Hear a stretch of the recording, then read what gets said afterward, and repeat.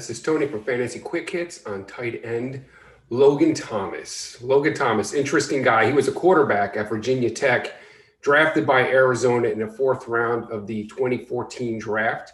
He spent some time bouncing around and transitioned to the tight end position. He sort of exploded onto the fantasy scene last year with some very strong games and has some questions as to his value going into 2021.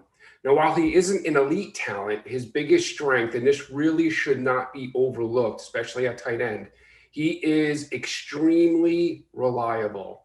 And this is how we should think about Logan Thomas, an extremely reliable tight end with great hands who protects the football. Now, while the Washington football team, and I got to tell you, for an old timer like me, it still feels kind of strange not to call them the Redskins. But for the Washington football team, they did draft John Bates in the fourth round this year. And Thomas is not under any threat to be replaced anytime soon, but I do want to mention that. He has been lighting it up in training camp, and he looks to continue his great play from the end of last year. Fitzpatrick will certainly look his way and provide plenty of targets for this super reliable tight end. His situation, again, been lighting it up in camp.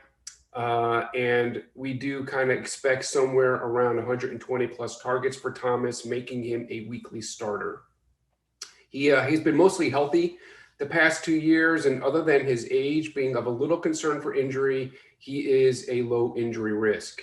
He's 30 years old now going into the 2021 season. Maybe not such a great dynasty option unless you're using him as a bridge to a younger tight end like Kyle Pitts or someone like that. But for redraft, I absolutely love him in 2021. His production, though, didn't really take off until later in the year last year. So we do kind of have to keep that in mind. He does, though, have a very high ceiling, especially for a tight end. He should have consistent target volume each week with no real threat to that volume. He also maintains a very high floor. He might be, I think, one of the safest tight ends in fantasy with that strong target volume. And the reports coming out of training camp are very good. It looks like he has developed quite a strong connection with Fitzpatrick. I think that's real. And I think he is regularly overlooked in drafts and could be a steal at his current ADP.